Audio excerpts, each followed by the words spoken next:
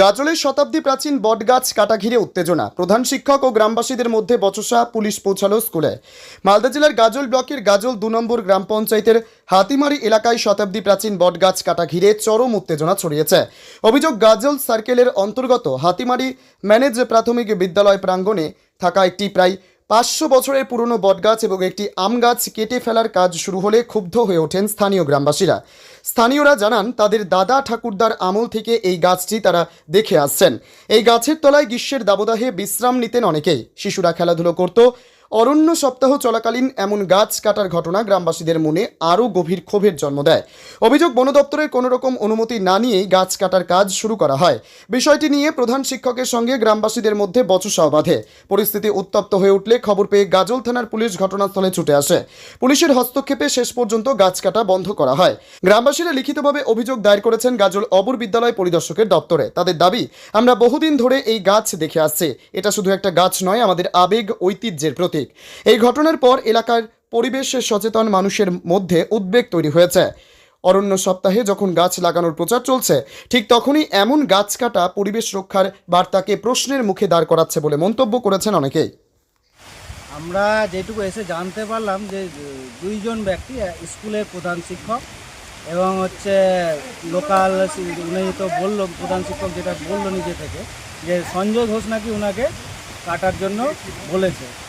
দুজন মিলে নিজেদের মতো করে গাছটাকে কেটে ফেলেছে। এটা তো ঠিক নয়, যেহেতু আমাদের প্রধানমন্ত্রী মোদিজিও বলছেন এবং মমতা ব্যানার্জিও বলছেন গাছ লাগান প্রাণ বাঁচান।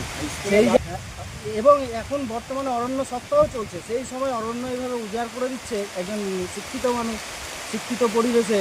তো এটা তো ঠিক বলে আমার মনে হচ্ছে না। এটা কতদিনের পুরনো এই গাছটি? কম বেশি আমরা তো যেটুকু শুনেছি 500 বছর আগের গাছ। কি নাম আপনার? আমার নাম গৌতম ঘোষ। কোথাও লিখিত অভিযোগ হয়েছে? হ্যাঁ, থানাতে কমপ্লেন হয়েছে, ফরেস্ট ডিপার্টমেন্টও কমপ্লেন করা হবে। ঠিক আছে। এইখানে আমরা আজকে লক্ষ্য করে দেখছি সকাল থেকে হাতিমারি প্রাইমারি স্কুল। এখানে বহু প্রাচীন, আনুমানিক 400-500 বছর হবে বয়স গাছটা। স্কুলের প্রধান শিক্ষক লোককে দিয়ে গাছের ডালগুলো পুরো কাটিয়ে দিয়েছে। আমরা স্কুলে আবার দেখতেও পাচ্ছি, লেখাও আছে গাছ লাগান প্রাণ বাঁচান। তারপরেও মাস্টারমশাই নিজে অন দ্য স্পটে প্রেজেন্ট হয়ে লোককে দিয়ে এই গাছটা কাটিয়ে এই অবস্থা করেছে। বলো। এই গাছটা আছে হাতিমারি প্রাইমারি স্কুলের বাউন্ডারির ভিতরেই, আর পাশেই রয়েছে হাতিমারি হসপিটাল। মানে বুঝতে পারছেন গাছের খুব প্রয়োজন, এবং এটা বহু প্রাচীন গাছ, এবং এই বটগাছ কিন্তু 24 ঘন্টায় অক্সিজেন পরিষেবা দেয়, আমরা যেটা জানি। এ বিষয়ে এর সাথে কে জড়িত থাকতো? জড়িত তো আমরা ভাবছি স্কুল ম্যানেজিং কমিটি এবং প্রধান শিক্ষক।